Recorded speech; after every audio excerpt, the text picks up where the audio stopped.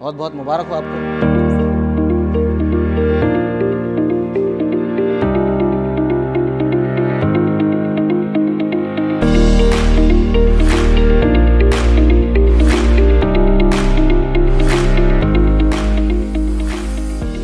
हमारे साथ मौजूद हैं महक Fatima. She is a very brilliant student, I know, I teach हर। तो इससे पहले ये रिपीट कर रही हैं, की थी विजडम इंस्टीट्यूशन में। तो पहली मरतबा इन्हें 418 मार्क्स आए थे और इस बार आप देखें इनके मार्क्स बहुत कुछ बढ़ गए हैं, 553 आए हैं। तो मैं आपसे चाहता हूँ कि आप थोड़ा सा अपना एक्सपीरियंस शेयर करें, आपने कैसे पढ़ाई की और हमारे विजडम इंस्टीट्यूशन से आपको क्या बेनिफिट हुआ। अस्सलाम वालेकुम एवरीवन। तो first of all I was a dropper. तो last time my score was 418 but this time it rapidly increase to 553, right. तो there is a lot of difference in a dropper in a freshers life. We have experienced it at all. Sometimes our relatives do not support it at all. लेकिन हमारे जो institution है उन्होंने हमें बहुत support किया. तो आफ्टर गेटिंग 418 मार्क्स तो आई वॉज लाइक छोड़ दो, ये सब नहीं होगा शायद मेरे से. लेकिन Jaya ma'am contact me and she told me कि फर्स्ट चांस है, नेक्स्ट टाइम और एक बार आप करो. तो wisdom institution was the one who encouraged me. ठीक, आप आगे और एक ड्रॉप लो, शायद आपसे नेक्स्ट ईयर हो जाएगा. And they encourage me. उनकी एनकरेजमेंट की वजह से आज मैं यहाँ पे हूँ. मेरे को 553 मार्क्स आए एंड अल्हम्दुलिल्लाह आई एम ब्लेस्ड. तो क्या एडवाइस देना चाहेंगे ऐसे स्टूडेंट्स को जिनका किसी वजह से अब की बार में इनका सिलेक्शन नहीं होगा, तो क्या रिपीट करना चाहिए नहीं करना चाहिए? First of all to the parents who are listening this, तो पेरेंट्स क्या करते, मतलब रिलेटिव्स लाइक क्या होगा, छोड़ दो, फर्स्ट में नहीं आया तो शायद नेक्स्ट में भी नहीं आएगा. लेकिन अगर आपके पास वो स्पिरिट है, अगर आप मोटिवेटेड है कि आपको बस एक ही आपका एम दिख रहा, तो you should go for it. अगर आपको लग रहा है कि आप थोड़े से रह गए बस, तो आपको करना चाहिए, बिल्कुल करना चाहिए. क्योंकि अगर आपका एम है तो आप ड्रीम को कैसे बीच में छोड़ सकते हैं.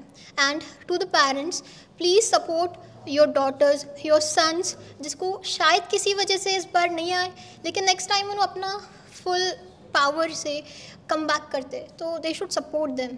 जैसा कि आपको मालूम है कि इस बार का पेपर थोड़ा सा डिफ़िकल्ट था. If she getting 553 it is great marks achievement. तो जैसा कि हमारे महक ने आपसे बताया कि those who are due to some reason जिनका सिलेक्शन नहीं हो सक रहा है इस बार, तो उन्हें चाहिए कि रिपीट करें. तो रिपीट करने से जो है हो सकता है आपके मार्क्स बढ़ जाएं.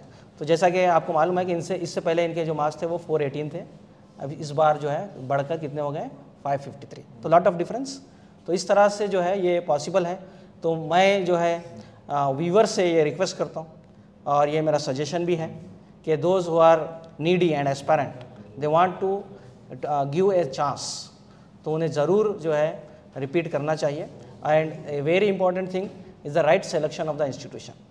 तो महक ने भी जो है रिपीट किया और इस वजह से देखें आज उन्हें जो है ये सफलता मिली है. तो मैं ये जानना चाहता हूँ आपसे कि आपने स्टडीज़ में किस तरह से जो है शेड्यूल आपका क्या रहा, किस तरह से आपने पढ़ाई की? तो फर्स्ट ऑफ ऑल मेरा फिज़िक्स लास्ट ईयर वॉज बहुत बेकार था टाइप. Last time I scored less than 30, लेकिन इस बार I got 128, right. There is a lot of difference from 30 to 128. तो रियल अगर बोले तो physics is RDS, that is rank determining subject. अगर आप आपका फिज़िक्स स्ट्रॉन्ग करेंगे तो आपकी रैंक भी उतनी अच्छी आएंगी. लेकिन the main subject that is bio, जिस वजह से आप ये स्ट्रीम चूज़ करें, राइट.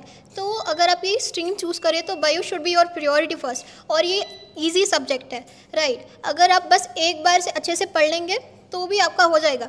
लेकिन questions practice should be must, कि DPPs करेंगे और जो वीकली टेस्ट है वो ज़रूर देंगे, और जो ग्रैंड टेस्ट है उसको बिल्कुल नहीं छोड़ेंगे.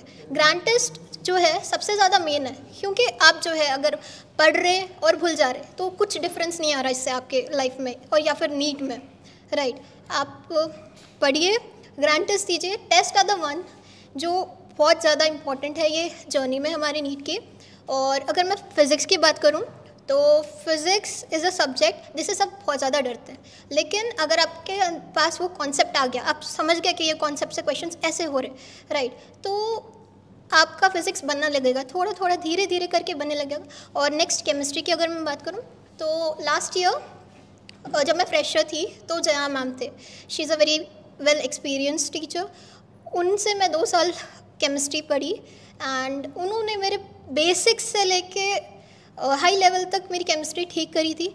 इसलिए अब मैं जब ड्रॉपर बनी तो मेरे को केमिस्ट्री में ज़्यादा प्रॉब्लम नहीं हुई, राइट। और यहाँ पे विजडम इंस्टीट्यूशन में डीपीपीज़ मिलते हैं, of course DPPs plus weekly test रहते हैं, जिस वजह से थोड़े लोग क्या करते हैं ऑनलाइन कोर्सेज ज्वाइन कर लेते हैं एंड वहाँ पे उनको लाइव मतलब उन लोग ऑनलाइन एग्ज़ाम दे रहे, तो OMR प्रैक्टिस नहीं रहती। तो जब नीट का एग्ज़ाम लिखने जाते हैं तो OMR में मिस्टेक्स करके आते हैं। ये वो प्रॉब्लम है जिस वजह से आप क्वेश्चन आया या नहीं आया फ़र्क नहीं पड़ता, आप OMR रॉन्ग करके गए, आपके मार्क्स चले गए, ऐसा हो जाता।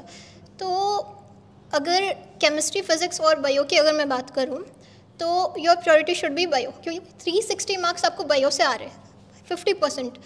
और केमिस्ट्री और फिज़िक्स में, केमिस्ट्री तो आपको अच्छी करना ही है और फिज़िक्स तो लास्ट में रैंक डिटरमाइनिंग सब्जेक्ट है, तो इसमें जितना अच्छा हो सके स्कोर करें, क्योंकि इसमें न्यूमेरिकल्स जितने हैं वो करना है।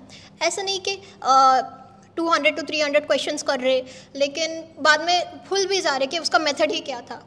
तो एक मिस्टेक बुक भी बनाते हम कि मिस्टेक्स लिखते उसमें कि लास्ट टाइम मैं ये प्रॉब्लम करी थी, मेरे से ये मिस्टेक हुई, अब नेक्स्ट टाइम नहीं होना। फिज़िक्स में जैसा कि आपने कहा कि इससे पहले आपके फिज़िक्स में बहुत कम मार्क्स आए थे, तो ऐसा क्या आपने स्ट्रेटेजी की या क्या मेथड यूज़ किया जिसकी वजह से आपके मार्क्स इतने ज़्यादा इंक्रीज़ करें? तो लास्ट टाइम फिज़िक्स को मैंने उतना टाइम नहीं दिया था, this time I gave physics the worthy time.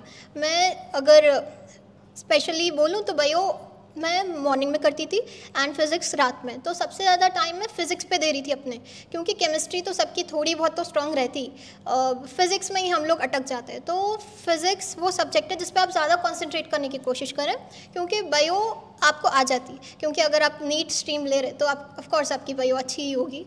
And physics की अगर मैं बात करूँ तो लास्ट टाइम मैं क्वेश्चंस बहुत करती थी लेकिन क्वालिटी क्वेश्चंस नहीं करती थी, क्वांटिटी पे ज़्यादा ध्यान देती थी, क्वालिटी पे नहीं। इस बार क्वालिटी क्वेश्चन ज़्यादा करी, और अगर बोलूँ तो सच पूरे जो पास्ट ईयर क्वेश्चंस है वो पूरे कर दी थी मैं। और नोटबुक में भी मतलब मिस्टेक बुक्स में मेरे जो पास्ट ईयर में मैं जो रॉन्ग करी थी वो पूरे पॉइंट्स नोट कर ली थी कि नेक्स्ट टाइम मेरे से ये गलती नहीं होना है।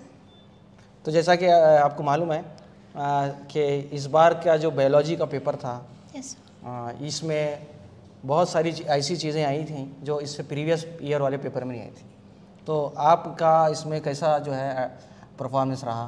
तो statement wise question, first of all मेरे बायो में 316 मार्क्स है, तो स्टेटमेंट वाइज क्वेश्चंस अब की बार बहुत ज़्यादा बढ़ गए थे। तो पैटर्न लेवल तो एम्स तक चले गया, क्योंकि एम्स में स्टेटमेंट क्वेश्चंस आते हैं और असर्शन रीजन ज़्यादा आते हैं, तो आप असर्शन रीजन और स्टेटमेंट क्वेश्चंस पे ज़्यादा प्रैक्टिस करें। ये नीट के ही क्वेश्चंस हैं, मतलब NCERT के ही क्वेश्चंस हैं, दूसरे तो कुछ आना वाला नहीं है। जो NCERT के पॉइंट से एग्जैक्ट उठ के आते हैं, बस थोड़ा सा उन्हें घुमा देते हैं, तो आप NCERT पे ज़्यादा फोकस करें। NCERT को at least 5 to 7 times thoroughly read करें। तो लास्ट में क्वेश्चन करना चाहूँगा, फास्ट रिवीजन करने के लिए क्या स्ट्रेटेजी अपनानी चाहिए?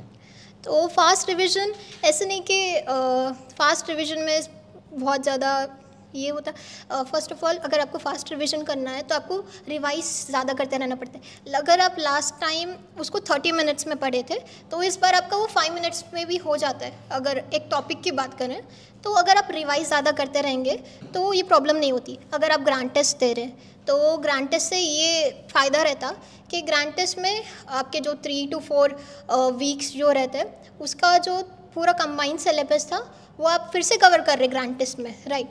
तो इससे आपका रिवीजन ज़्यादा होता है। तो जब नीट के सामने आप देखते तो आपको लगता है कि हाँ ये तो हो गया, ये तो हो गया, ऐसा।